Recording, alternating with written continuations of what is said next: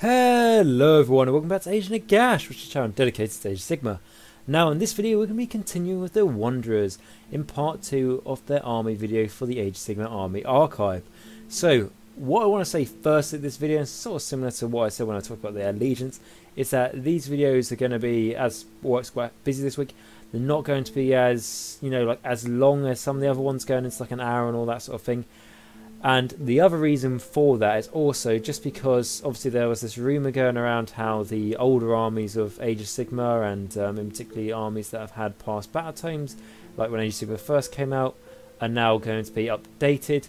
And now it was sort of a rumour, but then we saw the flesh-eater courts at the Skaven, and how a lot of the armies have been grouped together on the Games Workshop website. When you have a look, it will say like for all the elves are under Elves, so it was a bit interesting trying to find all the Wanderers and picking them out of that.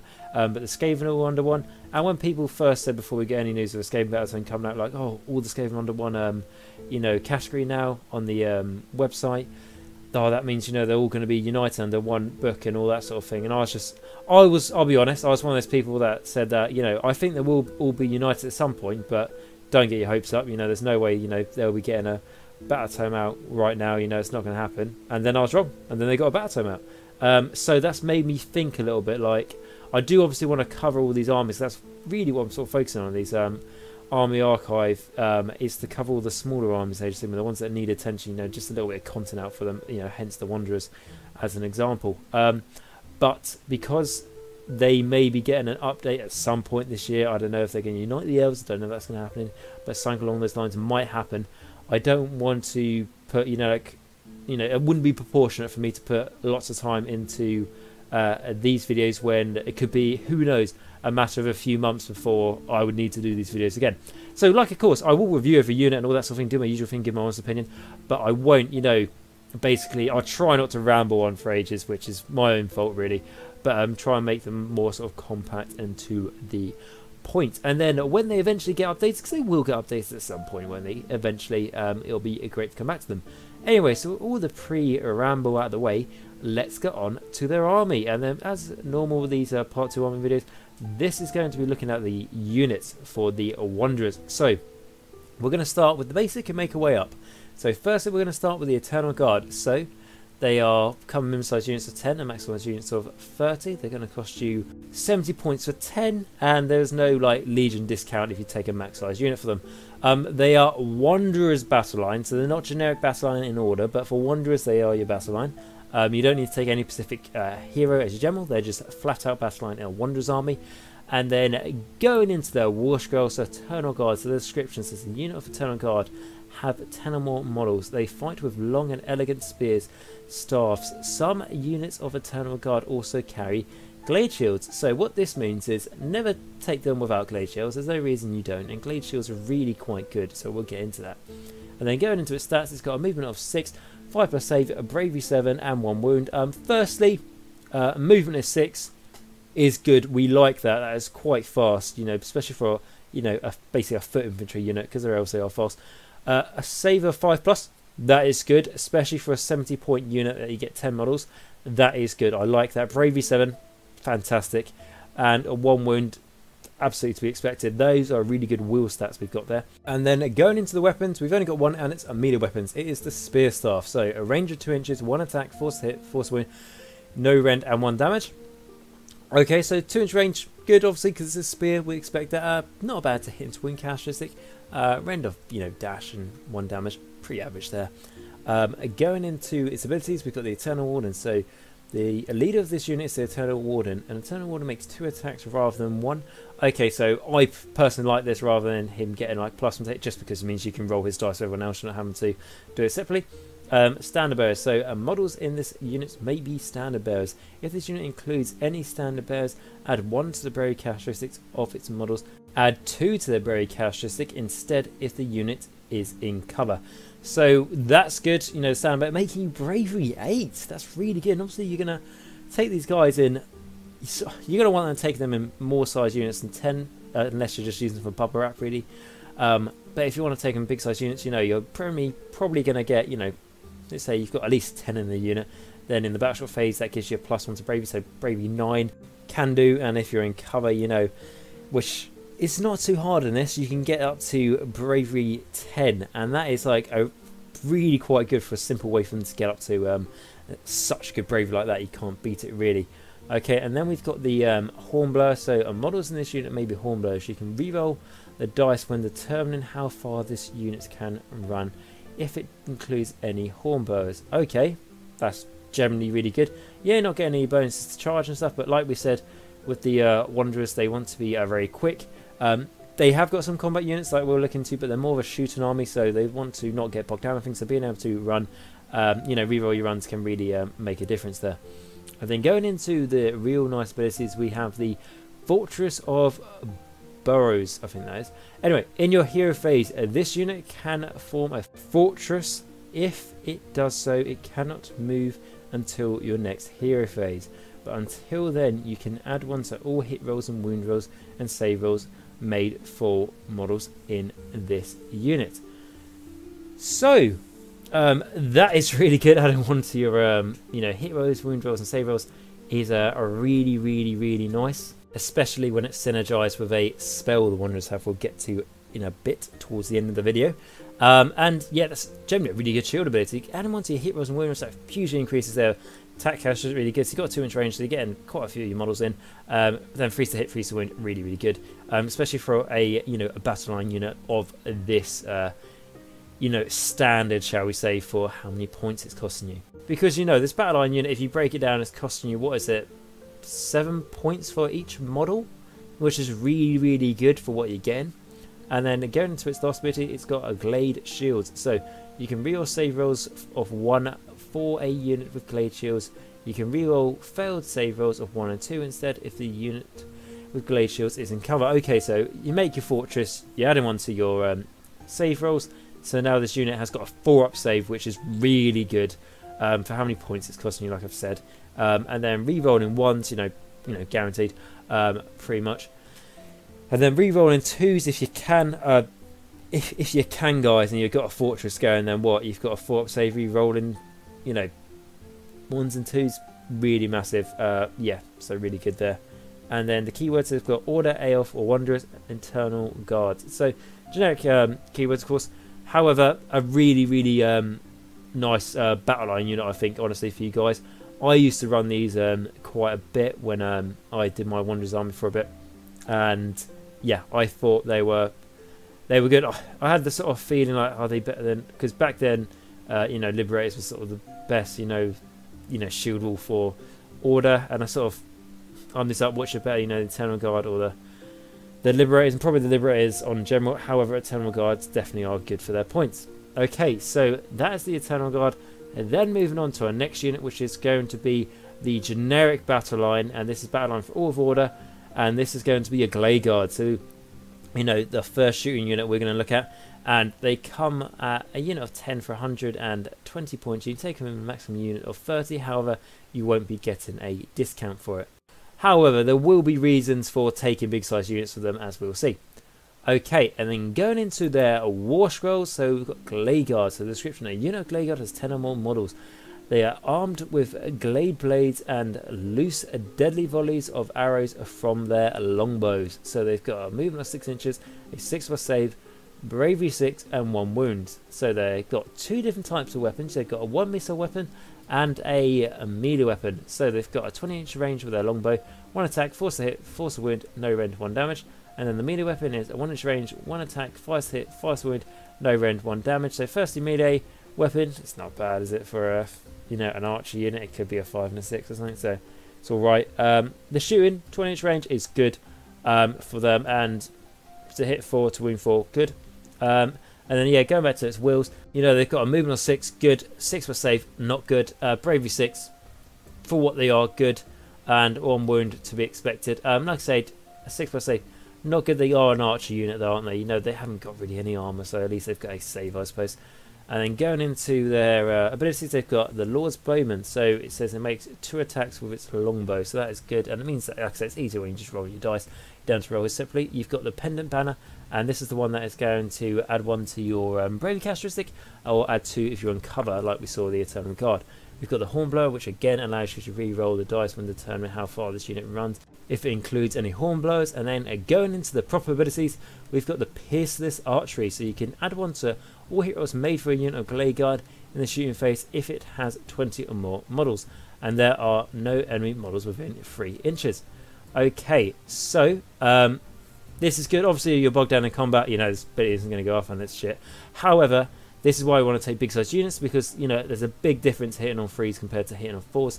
And hugely increase, you know, your average of shots there and getting through to the enemy. As with these guys, if you're taking big units, you're just going to be chucking like buckets of dice to the enemy, and that's the idea. Not loads of buckets, but, you know, chuck as many as you can. You know, the enemy's going to fail some of their saves. And then you've got the main reason why people take this unit. This is the Arcane Bodkin. So once per battle, this unit can fire enchanted arrows called Arcane Bodkins in your shooting phase instead of their normal arrows. If you do so, the range of their longbow is a -3 until the end of that phase. So their rend is -3 till the end of that phase. That is really big. Yes, it's once per battle, but it's not like, oh, it's -1 or -2. -3, which is the highest range you can pretty much get in Age of Sigmar. There might be one case of -4, can't remember. However, but -3 on a unit that you can easily make hitting on 3s, wounding on 3s. In this case, a -3 rend is once per game and 1 damage. Huge. I mean, most enemies won't be saving, so you just be, especially if you're against horde units, you could just go. If you're against like Stormcast, you go, right, I really need this just to take out, you know, their big sort of key, you know, damage dealing units with high saves. The rend's going to help you there. Or if you do it against horde units, they're just not going to get a save against that rend, and you'll just like slaughter a bunch of them. You know, literally like the Urukai charging towards the wall of Helm's Deep when all the elven archers shoot them to pieces until at last and they get bombed and all that sort of thing. But anyway, it's quite, you know, they can be pretty good against horde units. And then that's what I'd say their use is. I mean, like, I think the first time I had a big unit of these guys and I was like, oh, I can't wait to fight and use that once per game ability, I fought against the Nighthorn army, so it's just absolutely pointless. However, hopefully that won't happen to you. Okay, going into the keywords, so we've got Order, Aelf, a Wanderer, and GLADE Guard. Right, okay, and then we're going to move on to our next unit, which is one of the most combat-orientated units for the Wanderers, and this, of course, is the Wildwood Rangers. So Wildwood Rangers are other units, however, they are your battle line units in our Wanderers army. If you've got a Wayfinder as your general, I don't think you're going to really want the Wayfinder as your general, but if you want to go for, you know, a Wildwood Rangers heavy army, he's your guy. Anyway, so going into how many points they're going to cost you, they're going to cost you 140 points in a minimum size unit of 10, and you can take them in a maximum size unit of 30 for 420 points. Okay, and then going into their war scroll, looking at the description first, says a unit of Wildwood Rangers has 5 or more models.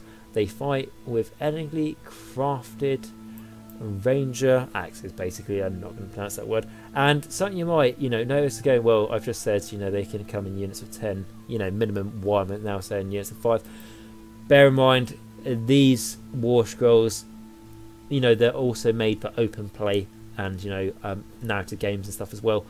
So if you're playing in a open or narrative game, fantastic. You know, you can take them units of 5 if you really want to and all that sort of thing. However, in match play and, well, match play basically, you can't take them in a minimum size unit of 5. They have to be in a minimum size unit of 10 or more basically. But, you know, that's not too much of a problem. So they've got a 6-inch movement, they've got 5+ save, they've got a Bravery 7 and 1 win. Bravery 7 we like, 5+ save for a combat orientated unit, not very good if I'm honest. I say Bravery 7 good, movement of 6 good, 1 wound to be expected. Yeah, because this unit's costing 140 points, so like more than a 5+ save. I know they haven't got much armor. I know like the Wood Elves and sort of that thing, like once they get stuck in combat they're like, fuck, you know, they can't win a grinding match. However, this is like the combat orientated unit, so I'd like a 4+ save. But anyway, on to their melee weapons, and that's the only weapons, and they only got 1. So it's the Rangers, is that Dreich or something? I'm just going to call it Rangers Glaive, basically, that's what it is. Anyway, it's got a 2-inch range, it's got 2 attacks, 3 to hit, 3 to win, miles from rend, 1 damage.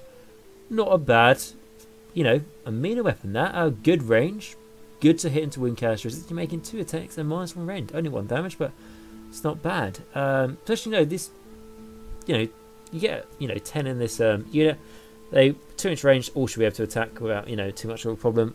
So that is, you know, 20 attacks, you're making that freeze and freeze, minus 1 rend, 1 damage, so not bad there.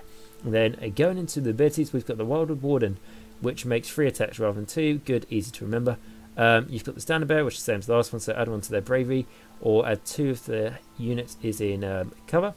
So again, good. And then they've got the Hornblower ability, lets them reroll their run roll, so that is good there.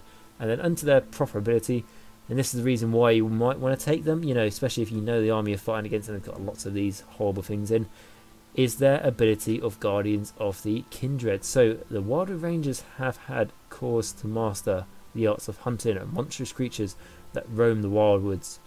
Rangers, glaives as I'm going to call it, inflict D3 damage on monsters instead of 1. Okay, so this becomes like, the attack's like, yeah, it's pretty good, but they're quite an expensive unit. Is it worth it? Probably not, in my opinion. But if you know you're fighting against monsters, I know you're going against Beastclaw Raiders army, and you know if you're going against Beastclaw Raider army, what is it like? What, 70% chance it's just going to be big monsters? And then you know that these guys are going to be the guys you need, because D3 damage on like you said, 10 of these guys attacking, generating what, 21 attacks with the Wildwood Warden obviously in there, doing D3 damage each. Wow, with minus 1 rend, fantastic. However, you don't know you're playing against monsters. You know, if you're going to tournament, like I said, monsters have become a bit popular now. Like I know the Flesh-Eater courses, we've heard the monsters sound quite good now. You know, Battle Line, all that sort of army. You can make them Beastclaw Raiders army if you really want to, and all of that. And I know, talking about that quickly, like I know there's been an article on the Flesh-Eater course today, but however, I don't really feel like it's much more new information. I'm just going to review it when we do the battle time. However, going back to the Wanderers, so yeah, if you're going against monsters, fantastic. Obviously, for that, you know, anyone can point that out. But like I say, if you know you're going to fight against an army of monsters, or you know, just 1 or 2 monsters in the army, consider these guys.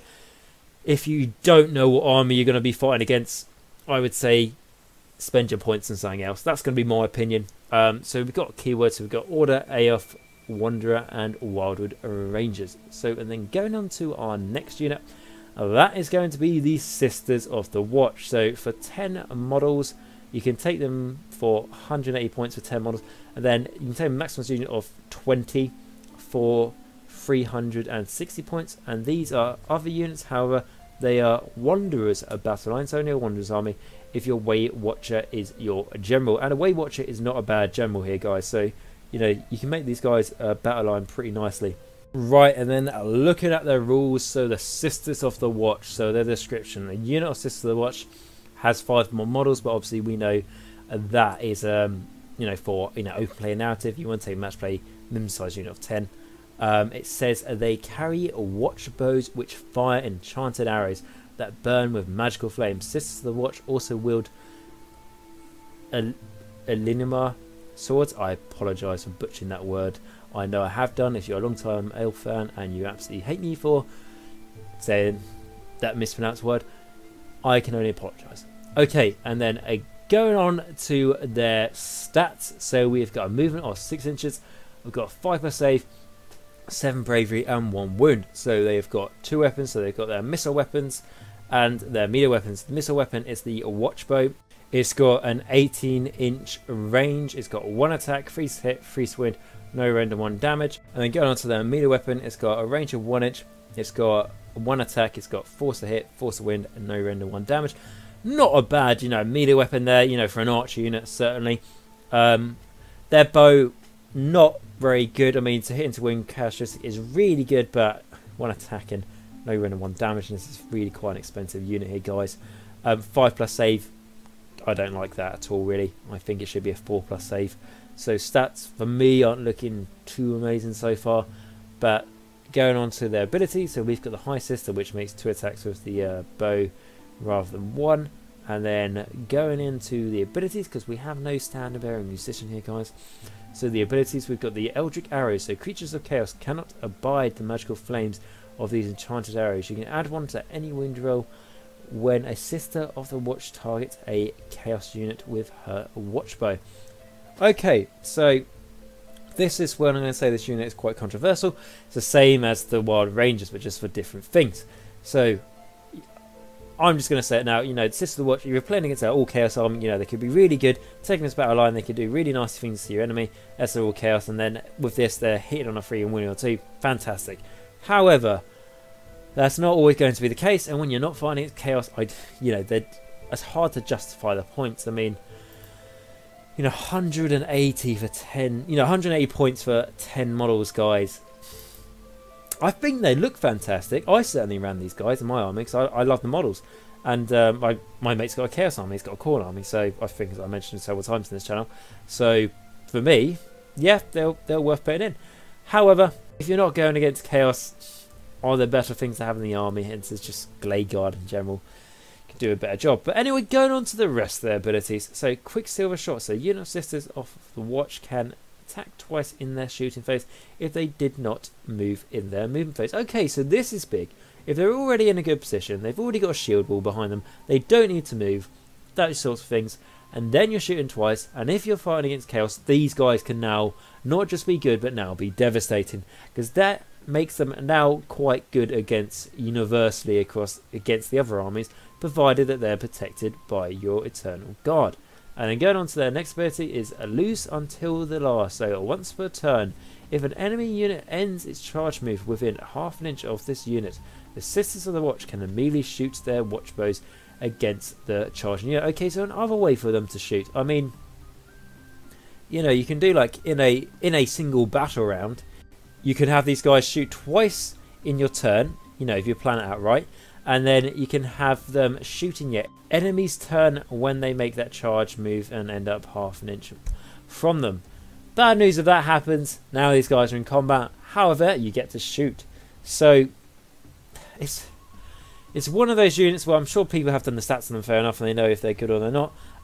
For me, if you're going against Chaos, definitely take these guys all day long. If your mate's got a Chaos army, you know, and he always takes it, take these guys and then your mate will get fed up.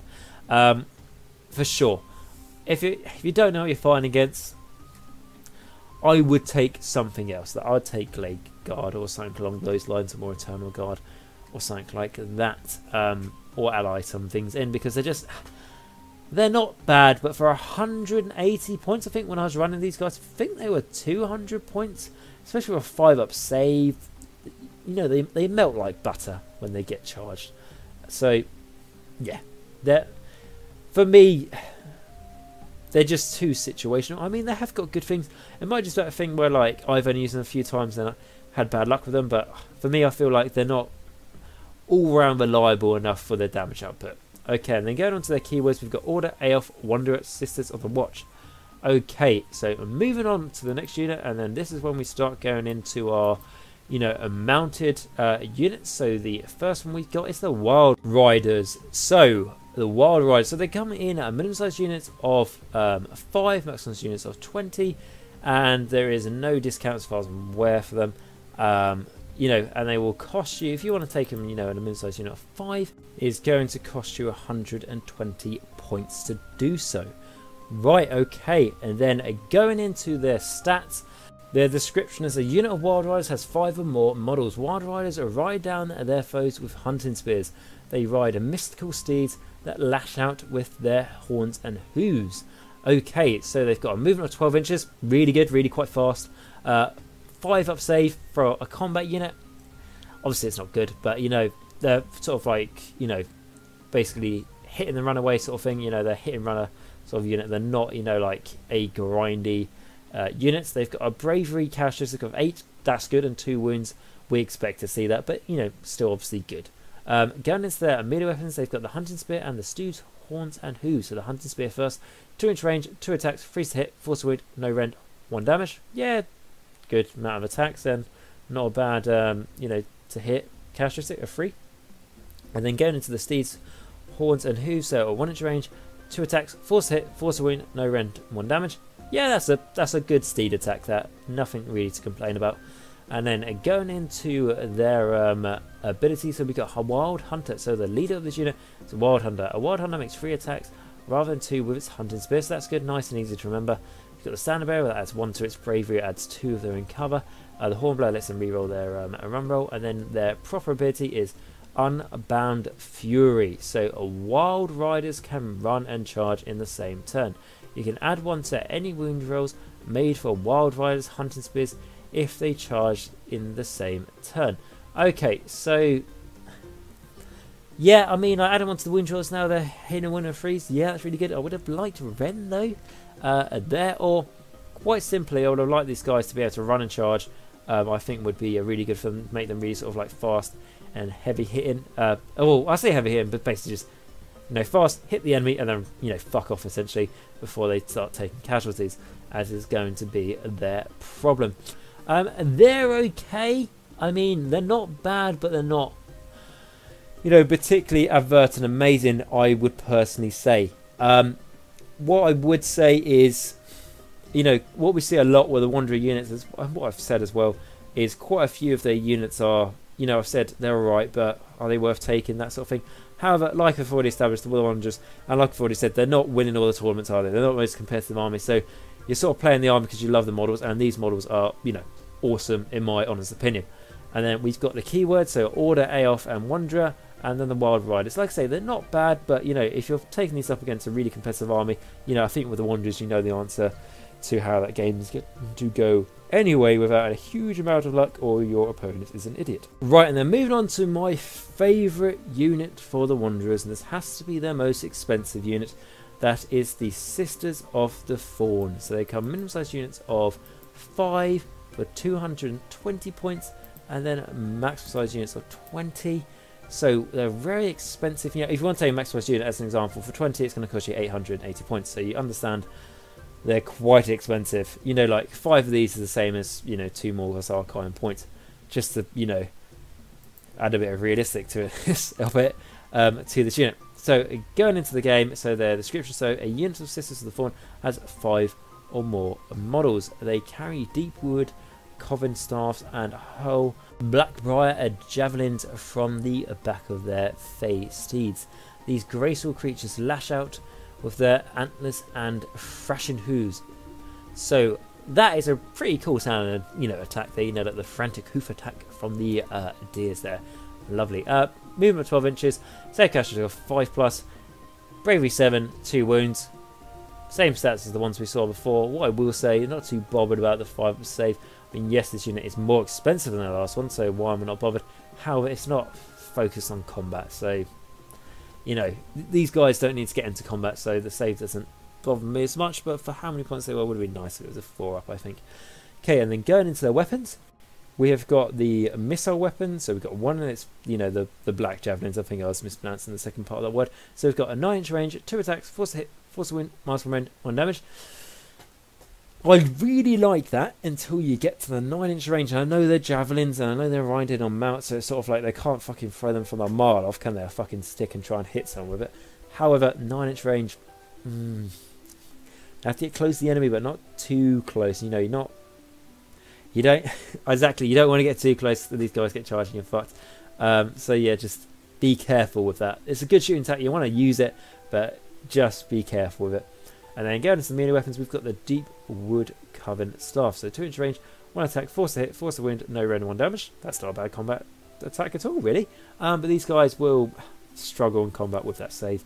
And then the steeds, you know, frantic hoof attack, as I like to call it. It's got a 1-inch range, 2 attacks, force to hit, force to wound, no rend, 1 damage. The same as we saw for the wild riders. Each I said it's not a bad steed attack. And then going into the abilities, so we've got the Handmaiden of the Thorn. And this basically just says that, you know, your well, I'll read the whole thing, shall I? So the leader of this unit is a Handmaiden of the Thorn. A Handmaiden of the Thorn makes 2 attacks with her deep coven staff rather than 1. So yeah, exactly. It just gives you an extra attack in the combat phase with the staff. Okay, and then we've got the Hornblower that lets you reroll your run roll for this unit. Then we've got the Standard Bearer that lets you add 1 to your bravery, add 2 if you're in cover. And then we have got the magic. So this is why you take the Sisters of the Thorn. This is why you pay the points to them, even if you just have 1 unit. So it says a unit of Sisters of the Thorn can attempt to cast 1 spell in each of your hero phases and attempt to unbind 1 spell in each of your enemy hero phases. it says you can add one to any casting on binding rolls for this unit if it includes 10 or more models. Sisters of the Thorn know the Arcane Bolt, Mystic Shield and Sisters of the Thorn spells. So this is why we take these guys for Sisters of the Thorn spell, which is the Shield of Thorns. So Sisters cause crawling brambles to burst from the ground and form a living barricade around their allies. Shield of the Thorns has a casting value of 6. If successfully cast, pick a unit within 18 inches. You can re-roll the failed save rolls for that unit until your next hero phase. In addition, each time you make a successful save roll of a 6 or more for that unit in the combat phase, the attacking unit suffers 1 mortal wound after all of its attacks are made.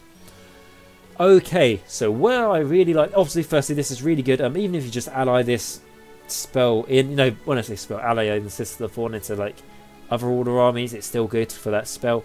Like I say, with this for the Wanderers, really nicely, Eternal Guard, like so you have the shield wall there, you make them a fortress, so they again add one to their save rolls anyway, so this means that you're re-rolling your failed save rolls, and you're also on a 5 up in this case, you're adding 1 already. You're going to be doing a mortal wound back to the enemy for every one of those save rolls, you get 5 more. If that Eternal Guard unit's in cover as well, that means every 4 more you roll in your save rolls, if the enemy obviously does not have rend, is going to cause the enemy mortal wounds. So if the enemy chucks a bucket load of dice at you from a horde attack, you can do so many mortal wounds back, and the enemy might not be aware of this, might not have fought Wanderers before, they might be completely unaware of this, so it's a really good nifty ability, especially how I said with a lot of the Wanderer units. When I say a lot, I mean like a few of them I was like, I don't know if they're worth it, that sort of thing, are they not? These guys, definitely take a unit of 5 of them. You know, if you can afford to, take a unit of 6 and you add 1 to your casting rolls, because if you take these guys and don't get, you know, their spells off, if you don't get that Shield of the Thorn spell off, which I say is the main reason for taking these guys, then it's like, well, they're not making their points worth this turn because they didn't get their spell off, which is, you know, in all honesty, very true. And then getting into their keywords, they get Order, Aoth, Wanderer, Wizard, and Sister of the Thorn. So this is a unit that is a wizard, so it's quite interesting. You don't get this so much. It's a 5 model wizard essentially, and yeah, it's I would say it's the best unit they've got. I mean, like in the terms of what actually is the best unit they've got, it's probably the Glade Guard and the Eternal Guard. But I think this is definitely. This is the most elite unit they got, isn't it? It's they're also lovely models as well, and I really like the deer models. I really liked. I still got 5 of mine actually. I sold my Wanderers army, but I still kept these because I just basically really like the models. And yeah, definitely worth adding to your army, I'd say, just for the versatility of that spell. Okay, guys, and that is actually going to end this video for the Wanderers. So it ended up being a bit longer than originally anticipated, but you know, I think that I try to talk through it without rambling too much, and also get sort of straight to the point, like I said. And I think I covered everything fairly. I think, yeah, you know, there's some units in the Wanderers that are worth taking more than others, but you know, there's nothing stopping you taking certain units if you like to, and a lot of the units you can take as battle line if you take certain things as your general. So that's quite nice there if you want to take a really specific themed army. Something I would give you a bit of advice though for the Wanderers is how I base mine. Is I base them on Shadow of the Minion bases and you know, the scenic bases from Games Workshop for Warhammer Age Sigmar. And the reason I did that is had it like sort of, you know, like sort of like temple stonework ground with overgrown, you know, like grass and all that sort of thing, to give it a really sort of like natural sort of look to it. You know, the willows, aren't they? So make it nice and bright and colourful with like, you know, like wildlife essentially, and you know, like flowers and all that sort of thing, grass. Unfortunately though, those scenic bases did not work well for the Wanderers at all, because that meant, because the bases are not hollow underneath like a normal base, when I try to put my guys into cover so they would get all the additional bonuses, they would always slide out because there was nothing. Basically the bottom of the base was flat, so it would just slide on the scenery, resulting in it falling off the scenery and really being hard to try and keep a unit in the scenery to get all the bonuses. And it's a shame because I did it for the theme of the army, but it really sort of turned against me for gameplay reasons. So the only bit of advice I can give you, specifically from like modelling your Wanderers army, is don't put them on Shadow of the Minion bases, just because it makes it harder for them to get their cover, you know, abilities essentially for being in scenery. Right, guys, so that is the part 2 for the Wanderers army done in the Warhammer Age of Sigmar archive I'm doing. Hope you've enjoyed it, guys. If you play the Wanderers, please let me know down below, and let me know if you disagree with anything I said, or if you agree with anything yourself, or just generally your thoughts on how you run them. Be really interesting to hear. And what I will say, guys, I've also got a subscriber giveaway. I've mentioned several times. There's a video for it going back a few. If you just go back through my latest videos, you'll see like subscriber giveaway and enter here, I believe the video is called. If you're watching you know, my channel on your PC, you'll be able to find it on my homepage, as I've pinned it there. Basically what it is a £20 gift voucher for Games Workshop and given away. Nice and simple sort of prize, you know, and just basically say thank you to my subscribers, and that brings you into how you've got to enter. So to enter, you've got to subscribe and put a comment on that subscriber giveaway video. I list more details and stuff in the video, but it really is quite straightforward. Basically, you've got to be a subscriber because those guys help me out the most. So yes, guys, so like I say, I hope you've enjoyed this video, and if you have, please subscribe and comment down below, and like the videos. That all does massively help me, as much as you can possibly imagine and beyond. And in general, it's just great to hear your you know, your thoughts and your support, guys. So as always, thank you very much for watching this video, and until next time, remember, Nagash is all, and all is one in Nagash.